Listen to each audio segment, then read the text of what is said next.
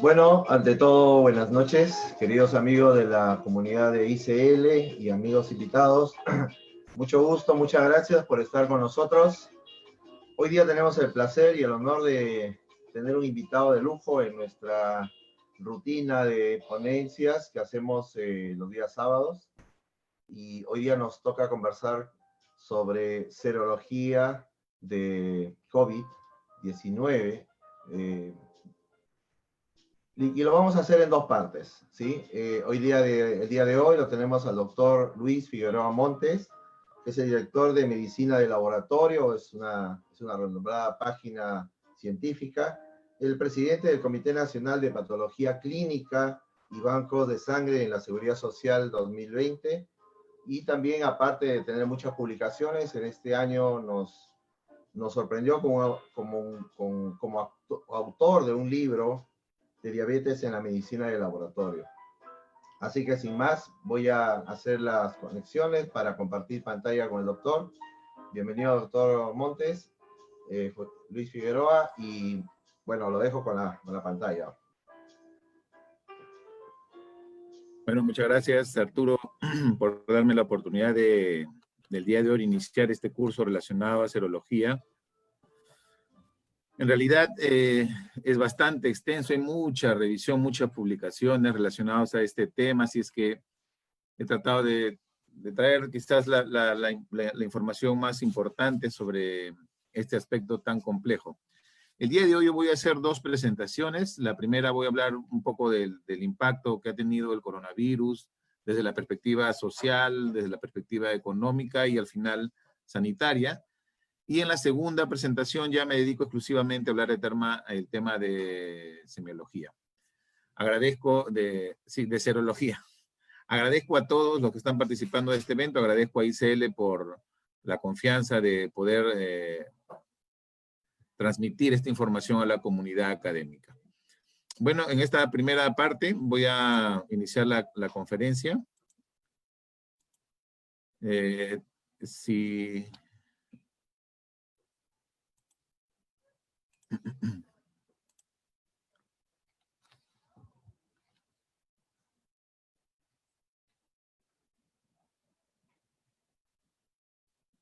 Muy bien.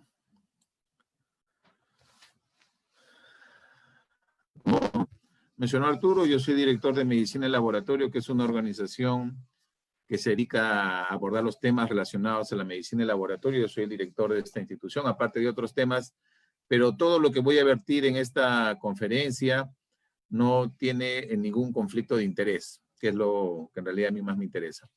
Como le comentamos, esta primera parte voy a hablar un poco de este tema, de la perspectiva clínica. Después ya voy a ahondar un poco la parte serológica y el próximo sábado ya Arturo se encargará de hablar de todo lo que son los principales métodos que se están usando para los test del COVID y desde la perspectiva de control de calidad, ¿no? Probablemente hablará un poco de verificación, de las principales guías y al final aterrizará en programas de control de calidad externo. Muy bien, nuestro planeta ha pasado por diferentes epidemias y pandemias, quizás la que se asemeja mucho a la que estamos viviendo ahora, ojo que en otros escenarios, es el tema de la influencia que se dio en el año de 1918. Se dice que aproximadamente en esa oportunidad murieron cerca de 100 millones de personas, ¿no? En el primer año, 20 a 40 millones de personas lamentablemente fueron víctimas de esta epidemia. Estas son cifras actuales, esto lo he descargado el día de hoy. Actualmente a nivel mundial tenemos cerca de 11 millones de pacientes infectados con casos confirmados en el mundo por COVID. Tenemos 212,000 casos nuevos por día en promedio y un total de casi 500,000 de personas que han fallecido a nivel mundial, ¿no? También vemos que en el comportamiento de la epidemia actualmente nuestro continente lamentablemente está a la cabeza con cerca de 5,5 millones de pacientes que se han infectado por este virus.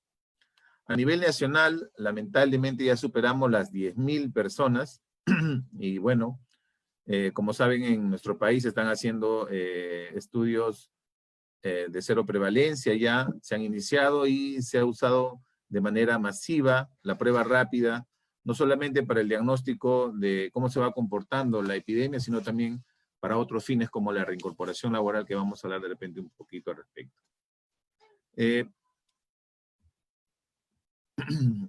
Como mencioné, el coronavirus ha cambiado nuestra forma de vida, definitivamente, y a nivel mundial pues no ha existido revista o medio de comunicación que no haya tocado este tema, ¿no? Acá, por ejemplo, unas tapas de unas revistas de mayor renombre donde comienzan a hablar ya del tema del COVID. La misma forma en la cual hemos vivido por mucho tiempo ha cambiado, ¿no? Y eso lo vemos todos los días cuando salimos a la calle, o la manera como nos comportamos dentro del hogar para tratar de evitar la transmisión de este virus, ¿no? El uso de mascarilla, el uso de protectores oculares, el distanciamiento social y el lavado de manos son las medidas no farmacológicas más efectivas que ayudan a que la transmisión del COVID definitivamente termine. Sin embargo, en los países principalmente de bajos y medianos ingresos como el nuestro, ha tenido un impacto enorme en el tejido social, desgarrándolo de una manera que va a tomar mucho tiempo poder repararlo o sanar este desgarro. Lamentablemente, el impacto en los sectores más pobres de nuestro país se han sido afectados, ¿no? Por ejemplo, acá mencionan que aproximadamente 6 millones de peruanos viven con menos de 350 soles al mes, para que tengan ustedes una idea. La manera de cambiar, actualmente el teletrabajo o el trabajo remoto que ya se está haciendo en diferentes sectores industriales, la teleeducación que se está desarrollando todos los días, ya nuestros hijos no van a ir este año al colegio, probablemente el próximo año, eso ya lo dependerá del Ministerio de Educación, pero este es un tema mundial y eso no va a cambiar, ya hemos pasado por diferentes etapas de entender esta nueva forma, y nuestros hijos también están entendiendo esta nueva forma de educarse, ¿no? Muchos proyectos, planes que teníamos para este año, lamentablemente se han visto suspendidos, se tendrán que reprogramar. Yo a veces menciono que será el año 2021 el año de los 16añeros, porque quinceañeros difícil que se hagan. Y es así como esto ha impactado en diferentes sectores industriales, quizás el sector turismo es uno de ellos, ¿no? Y cómo ha afectado, de tal manera que hay mucho impacto en el tema económico, y la manera como se va a reactivar la economía va a tomar un tiempo. Se habla de que se ha impactado en el PBI de todos los países de una manera increíble, y esto obviamente va a tomar un tiempo en recuperarse. En el país hablan de una década, a pesar que somos un país de medianos ingresos, en líneas generales, la economía del país, a pesar de tener un buen colchón, el enorme esfuerzo que está haciendo el Estado para tratar de reactivar la economía con una serie de bonos e incentivos, pero no supimos de repente en esta época de bonanza económica fortalecer sistemas tan importantes como el sistema sanitario o el sistema educativo y otros. Como por ejemplo los bancos, se ven enormes colas cuando han querido dar las AFP o repartir bonos, y esto lamentablemente ha incrementado el número de infecciones, y es un nuevo escenario que se va a venir, algunos mal llamándolo un rebrote. Para que tengan una idea más o menos, este impacto del COVID ha sido a nivel mundial, y muchos países, ¿no? A pesar de ser países desarrollados y siendo sus sistemas sanitarios uno de los mejores, también han sido duramente golpeados, ¿no? Al momento de manejar la epidemia. Esto más o menos para que tengan una idea, se necesita un promedio de 10 camas UCI por cada 100.000 habitantes, y lo mínimo sería 6. Al inicio de la epidemia, bueno, no tan al inicio, este es un estudio que se hizo un corte el 27 de abril, el Perú estaba en 2.3. Hoy día creo que ya estamos superando las 2.000 camas, pero las camas no vienen solas porque necesitan recurso humano, necesitan todo un entorno necesario para poder desarrollar las actividades dentro de las unidades de cuidado intensivo, etc. Otro escenario que vemos es la mortalidad y cómo se está dando este fenómeno a nivel nacional, ¿no? Se habla que cerca del 50% de las muertes son extrahospitalarias. De ellas, cerca de 25% llegan en condiciones de muerte, y eso lo estamos viendo todos los días en la noticia, cuando llegan pacientes prácticamente muriendo a los hospitales. Y otro porcentaje importante muere en las primeras 24 o 48 horas por temas tan básicos como la deficiencia de oxígeno, ¿no? Hay un estudio ya importante del Cayetano donde mencionan que la hipoxemia es un factor premortem importante en nuestros pacientes. Entonces, esas medidas y cómo se vaya manejando la epidemia de lo que queda son sustanciales. Esta es una recomendación del doctor Luis Arezonio, que ha sido director también de la Dirección Nacional de Epidemiología, del Instituto Nacional de Salud, y él hace 5 recomendaciones sustanciales para tratar de hacer que esta etapa post-pandemia se afronte de la mejor manera, ¿no? Habla de que los establecimientos de salud definitivamente tienen que fortalecer su capacidad resolutiva, que tenemos que intensificar la comunicación del riesgo a la población, y esto obviamente a través de campañas a la población para que sigan manteniendo lo que ya sabemos, el distanciamiento social, etcétera. Ordenar esta escalada de la reactivación económica en los diferentes servicios públicos, priorizar y cuidar a nuestros colaboradores que atienden al público en general, que están en ventanilla, el rostro del paciente o a la persona en general en los diferentes sectores industriales. Continuar con la vigilancia epidemiológica para acercar la epidemia, así como se está haciendo actualmente, de que algunos departamentos tienen todavía las restricciones de la cuarentena. Igual debe continuarse en distritos, por ejemplo, y de repente hacer un mayor uso de las pruebas moleculares para acercar de manera más efectiva la pandemia. Y por otro lado, la preparación para la vacunación es otro tema sustancial que ya deberíamos ir preocupando. Muy bien, eso es como una parte introductoria de más o menos cómo se ha presentado el COVID. Pero ahora ya vamos a ahondar más en la parte clínica y su impacto. Muy bien. Un tema central que hay que entender es que el COVID o el coronavirus o el diagnóstico con las pruebas que se utilizan actualmente para el COVID, debemos entenderlo dentro del proceso diagnóstico. Y el proceso diagnóstico es un proceso complejo. Como ustedes pueden ver acá en esta diapositiva, engranan diferentes componentes, desde el ingreso del paciente hasta su salida, ingresa enfermo y quiere irse sano. Hay diferentes componentes en este engranaje: historia clínica, examen físico, ver si el paciente merita irse de repente a otro nivel asistencial, y dentro de este proceso las pruebas diagnósticas contribuyen al diagnóstico.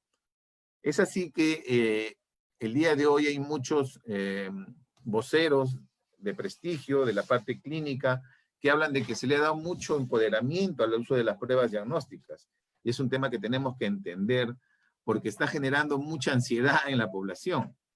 Constantemente, al menos creo que los profesionales de la medicina en laboratorio estamos recibiendo llamadas para tratar de hacer entender por qué están comportándose de una manera estas pruebas, manteniendo un tipo de serología y generando confusiones, inclusive en el mismo manejo de salud ocupacional que se está haciendo en los diferentes sectores industriales, empresas públicas y privadas. No hay un asesoramiento adecuado de los protocolos y se están cometiendo una serie de errores, y es el lenguaje final que llega a todos los trabajadores y se sienten pues en un dilema al momento de que interpretan estos exámenes. Entonces, más aún si ellos asumen el costo, como se está viendo cuando debería ser completamente el empleador. En fin, lo importante es entender que las pruebas diagnósticas son parte de, y no es que las pruebas diagnósticas definen toda la intervención.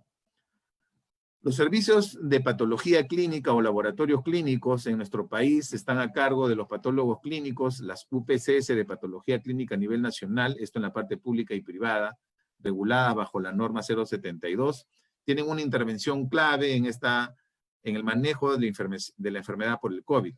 Hoy en día, nosotros, o en estas presentaciones, vamos a hablar básicamente de su involucramiento de la perspectiva de prueba diagnóstica, que es lo que vamos a hablar más en detalle de la perspectiva serológica, pero también interviene mucho en la monitorización de los pacientes hospitalizados, por ejemplo, que están con COVID moderado o grave, para el momento de ver los biomarcadores. Y ahora último, el día de ayer, por ejemplo, brindé una conferencia sobre el tema de plasma convaleciente y el uso de este producto terapéutico en investigación para tratar de mejorar la condición de los pacientes infectados por COVID. Muy bien, entonces, este virus nuevo que apareció en diciembre del año pasado en Asia se ha invadido prácticamente todo el globo. Hay solamente algunos países que aún no han sido tocados por el virus, que generalmente son islas pequeñas, pero en líneas generales más de 190 países ya han sido afectados. ¿Y cómo se transmitió? Definitivamente es una zoonosis, es una enfermedad zoonótica que actualmente se discute si es directamente del murciélago, o del murciélago pasó al pangolín, o hay otros animales que han servido para que este virus pueda llegar al ser humano, y de una vez que llega al ser humano, de repente con gotículas pequeñas o unas gotas un poquito más grandes, o el contacto directo de las personas, o a través de la superficie se transmite al ser humano. Y ya generan algunas incertidumbres o métodos, maneras de investigar si es que hay una transmisión vertical, aparentemente no, si es por la transfusión de sangre, aparentemente no, o a través de los trasplantes de órganos, son temas que se irán viendo en el transcurso de los años, de los meses, digamos, ¿no? Con la gran investigación que se está haciendo hoy en día y la cantidad de publicaciones que hay, es increíble cómo esta enfermedad del siglo está impactando en las publicaciones científicas, y muchas de ellas en preprint, es decir, publicaciones que todavía van a tener que revisarse por pares y quizás alguna de ellas no se consideren, o retracciones como han habido en algunos casos. Entonces, este es el comportamiento más o menos de la infección. Tiene 3 estadios bien definidos. La primera parte con una replicación viral, la segunda parte donde se va a ver si es que va a haber un compromiso pulmonar debido a la respuesta inflamatoria, y una etapa procoagulante en las últimas etapas. La gravedad va a ser en relación a este tema, y la severidad, aquellos pacientes que llegan a esta fase, obviamente son los que van a ser más perjudicados. De tal manera que tenemos estos 4 escenarios en relación a la transmisión del virus. Un grupo de pacientes que no tienen síntomas, que son asintomáticos y que rápidamente van a desarrollar anticuerpos en respuesta a esta enfermedad y tienen un corto periodo de contagio, ¿no? Pacientes con síntomas moderados, donde ya va a presentar una etapa sin síntomas, de ahí presentan los síntomas, y de ahí una etapa de respuesta también con la inmunidad, y un periodo quizás un poco más prolongado de contagio, pero los 2 últimos escenarios de pacientes con enfermedades severas que se van a hospitalizar, o pacientes con enfermedad crítica que va a terminar en una unidad de cuidados intensivos y en ventilación mecánica, van a tener un periodo de contagio mucho mayor y un periodo de inmunidad o desenlace fatal como muerte al final del proceso. Entonces, esto es importante para entender la respuesta inmunológica, que es al final donde vamos a llegar. Es de esta manera que presentaciones moderadas o leves van a recuperarse, pero del grupo severo o crítico van a haber un porcentaje cada vez más importante de desenlaces fatales como la muerte. En nuestro país, los análisis que se han realizado a nivel de la Dirección de Epidemiología demuestran que la obesidad, la edad mayor a 60 años, la enfermedad renal y la enfermedad pulmonar crónica son aquellos que tienen más probabilidades de tener desenlaces de este tipo. En base a nuestras cifras actuales, aproximadamente 82 pacientes o personas que se infectan no van a ser hospitalizados, 15 tendrán una hospitalización, y entre 2 a 3 probablemente un desenlace fatal. Esas son cifras nacionales. Igualmente, los síntomas más frecuentes son tos, fiebre y escalofríos, y malestar general con dolor de garganta, es lo que más se presenta a nivel de la población. Otro tema importante que fue motivo de análisis y discusión era a dónde se unía el virus, y es a través de los receptores AC2, que ya es bien conocido, pero esta publicación me gustó mucho porque daba a conocer qué órganos eran los que tenían mayor cantidad de receptores para este tipo de virus. Y como ven acá es el intestino, las gonadas, por ejemplo, en el caso del hombre, los testículos y los riñones. Sin embargo, el cerebro, por ejemplo, estaba todavía por definirse, ¿no? O al parecer indeterminado o una baja cantidad, pero de rango menor, miren los pulmones. Sin embargo, en este lugar es donde se va a desencadenar la mayor presencia, y es por el tipo de unión que se va a generar a ese nivel y la respuesta que va a hacer nuestro cuerpo. Como saben, el COVID tiene una afinidad por el tejido pulmonar, por la cantidad también de receptores que hay a ese nivel, y genera lo que conocemos como el SARS, que es una enfermedad donde va a haber un síndrome de distrés respiratorio agudo. Esto es el alveolo, que es la unidad funcional, y esto debe estar lleno de aire porque es un globo. Sin embargo, al inicio de la infección, como es por un virus o por una injuria ocasionada por el virus, va a comenzar a llenarse de líquido, va a comenzar a haber trasudados, va a comenzar a haber inflamación a nivel del alveolo, de los tejidos vasculares que rodean al alveolo para hacer el intercambio gaseoso, y ahí es ahí donde comienza a degenerarse y comienzan a generarse todas las respuestas y lo que desencadena al final a un paciente en una gran insuficiencia respiratoria. El líquido se acumula, el tejido sabiamente comienza a emitir fibroblastos para tratar de reparar estas zonas que se han dañado y al final tenemos un alveolo totalmente fibrosado, lleno de líquido y que no va a permitir obviamente el intercambio del oxígeno con el CO2. Muy bien. Vamos aterrizando. Los servicios de patología clínica, como les comenté, son los responsables de implementar toda la plataforma diagnóstica y hoy en día los profesionales de la medicina en laboratorio están, como quien diría, con los faroles encima, ¿no? Ya sea por la parte mediática o por la importancia de nuestra contribución como profesionales en la medicina en laboratorio por nuestra labor diaria. Por ejemplo, la implementación escalonada. Actualmente ya hay 13 laboratorios de biología molecular en todo el Perú. Antes, al inicio de la epidemia, solamente era uno. Hoy tenemos cerca de 13, más cerca de 6 y un poco más de laboratorios que se van incorporando a la parte privada. Pero los laboratorios de inmunología, que son los que en realidad tendrían la responsabilidad de procesar por métodos cuantitativos o por métodos de detección rápida o métodos de atención al paciente o métodos POC o pruebas cualitativas o las pruebas rápidas, como lo llama la población, la detección también de los anticuerpos contra el SARS-CoV-2. Y como ustedes ven, esto está siendo como parte de la política del Estado de tratar de cercar la epidemia y lo están usando de manera masiva. Y como ven también, y como la vez pasada fue creo el tema de evaluación, el tipo de muestra que se usa para este fin, sangre total o de repente si se hacen los laboratorios con puero o plasma, vamos a ver de repente algunos detalles. Entonces estas pruebas diagnósticas se están usando y van de la mano con el comportamiento clínico. Acá ya vemos un cuadro donde une las pruebas diagnósticas y el comportamiento clínico de los pacientes, ¿no? Como por ejemplo, pacientes que tienen pocos síntomas, el periodo de contagio, como dije, es más breve, y también las pruebas moleculares se van a ver en un corto tiempo. De repente hasta el día 12 o 15 ya las pruebas moleculares no van a ser positivas, con algunas excepciones por fragmentos virales que lamentablemente se amplifican, pero eso no significa contagiosidad. A diferencia de pacientes críticos, donde sí vemos un periodo de transmisión mucho más amplio, ¿no? Y que puede tener PCRs inclusive de repente por replicaciones virales todavía sostenido. La presencia de anticuerpos, dependiendo de las metodologías, generalmente a partir del día 4, el día 5, algunos hablan del día 7 en promedios, la IgM, que sería la primera, la IgG después, o las presentaciones sincrónicas que estamos viendo, y eso quizás por algunos detalles que vamos a leer un poco más adelante. Este cuadro lo he hecho con una finalidad. Actualmente, digamos, el Estado es responsable de definir qué dispositivos in vitro se comercializan. Los reactivos de laboratorio, lo que usamos todos los días en nuestro quehacer en el laboratorio clínico, son dispositivos in vitro, ¿ya? Que está dentro de un contexto legislativo y una ley donde nos incluyen con los dispositivos médicos y los fármacos. Entonces, los dispositivos in vitro tienen un uso masivo a nivel nacional y ahora más que nunca para la incorporación de pruebas diagnósticas, serológicas o moleculares para el COVID.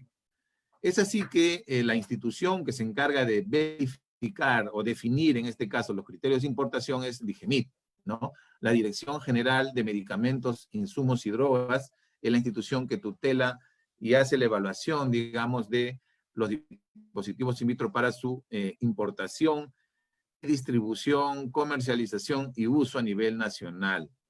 Pero también la DIGEMIT tiene digamos, la obligación de hacer pesquisas de estos lotes, de estos dispositivos in vitro y enviarlos al Centro Nacional de Control de Calidad del Instituto Nacional de Salud para sus ensayos y verificación de la calidad de los mismos.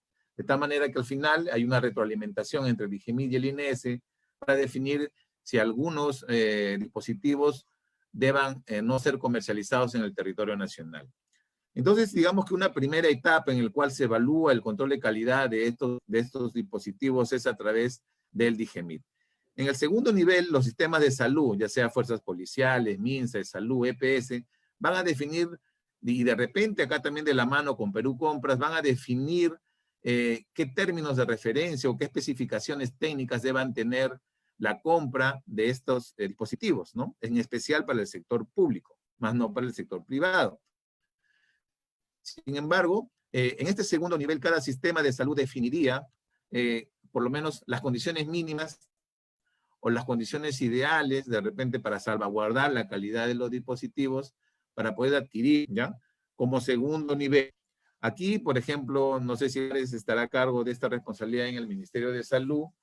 Salud es el gran almacén de la seguridad social, pero sí tenemos al IECSI, que es el que se encarga de ver todo lo que es tecnología sanitaria.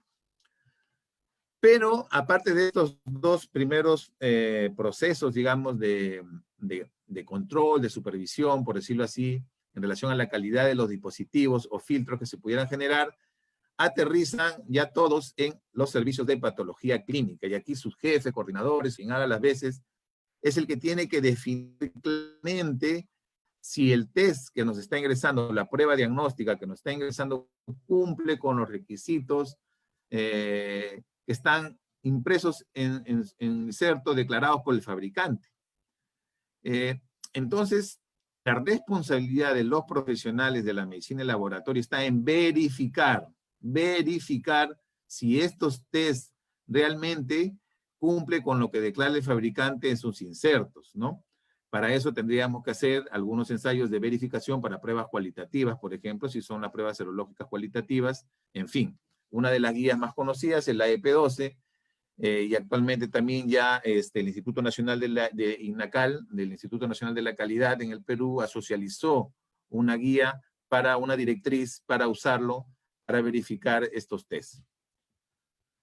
Entonces, como le dije, la ley 29.459 es la que regula todo el tema de los dispositivos in vitro.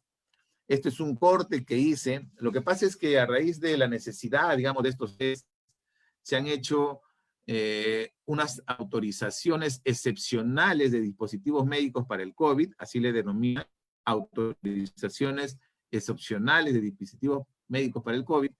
Y este es un corte que hice de la data abierta que existe del DIGEMIT para el 16 de junio, y ahí más o menos encontré que ya habían autorizaciones de 265 pruebas serológicas o rápidas para comercializarse en territorio nacional y 76 moleculares. Ojo, que estas cantidades son de autorizaciones a droguerías, es decir, acá pudieran existir algunas marcas que se repiten. Yo no hice ya el detalle del filtro, pero podemos tener una idea de que probablemente existan más de 150 marcas comercializándose en territorio nacional. De ellas, por ejemplo, de las pruebas serológicas, más del 60% son de procedencia china. Igual pasa con las pruebas moleculares, más de 19 de procedentes de China. Entonces, una pregunta interesante sería que estas autorizaciones excepcionales hacen de que igual sean el 100% evaluadas por el Centro Nacional de Salud, Centro Nacional de Control de Calidad del Instituto Nacional de Salud. Esa sería una pregunta que probablemente me encantaría saber la respuesta. Porque se supondría que de todas cumplir con los ensayos del Instituto Nacional de Salud, de repente en todo el territorio nacional donde se distribuyan o se entreguen estas pruebas debería ingresar con esos ensayos. Sin embargo, habría que ver ese tema, ¿no? No he tenido todavía una respuesta, se supone que debería ser así. Pero se han generado algunas alertas, por ejemplo, acá hay una alerta de DIGEMIT donde hay una marca que ha sido negada, digamos, su uso porque no es conforme para el ensayo de sensibilidad para IgM, ¿ya? Esta es una alerta que ha liberado el DIGEMIT. Acuérdense que el DIGEMIT puede hacer las pesquisas ya sea a nivel de la misma droguería o en las mismas instituciones prestadoras de servicios en la CIPRES o en los almacenes, etc. Un tema importante, y les recomiendo que lean esta publicación, es ver la importancia de las pruebas para el seguimiento de los contactos, ¿no? Es un tema interesante. Quizás vemos, por ejemplo, acá en esta publicación habla de que no todos los lugares de nuestro país han tenido acceso eso para hacer testeos de pruebas moleculares. Sin embargo, cuando mezclamos las moleculares con las rápidas, vemos que la cobertura en todo el territorio nacional es mayor. Muy bien. La otra parte importante del uso de los test es su interpretación, ¿no? Al inicio, el Ministerio de Salud, en sus informes que dieron sobre las pruebas rápidas, dieron esta interpretación. Por ejemplo, esta es una que ha hecho el INCOR de la Seguridad Social, donde también genera una interpretación, especialmente para la reincorporación laboral, donde ya hace una mezcla de pruebas cualitativas con pruebas moleculares. Y acá, por ejemplo, una de España. Este es de España, donde ellos también hicieron en un inicio el uso de antígenos, ¿no? Que tienen obviamente una menor sensibilidad comparado con una prueba molecular para detectar el virus, pero lo mezcla también con anticuerpos por periodos de tiempo y establece una serie de interpretaciones. Y esto hay que tener mucho cuidado, más aún ahora que se está usando esto porque hay normas del Estado que están, digamos, utilizándose para la evaluación del riesgo, ¿no? De los colaboradores en las empresas, públicas o privadas, o instituciones públicas y privadas. Entonces hay que interpretar bien, se asume que el 100% de las empresas en nuestro país tienen sus servicios de seguridad y salud en el trabajo.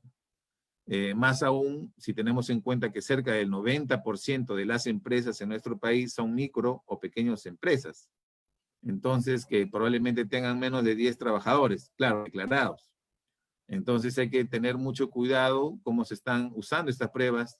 Y también en un inicio, esto ya se ha modificado a raíz de algunas normas, permitían que los fabricantes y las droguerías pudieran vender directamente a las empresas públicas o privadas, instituciones públicas o privadas, estos test, asumiendo de que con el fin de que sea una reinserción laboral se usen de manera quizás un poco más ampliada. Pero la pregunta era obvia, que quién lo iba a procesar o quién iba a hacerse cargo de esa prueba, de implementarlo y ver el tema del control de calidad. Entonces, actualmente ya han hecho una modificación en las normas para tratar de fortalecer ese escenario. Muy bien, esa es la primera parte que habla de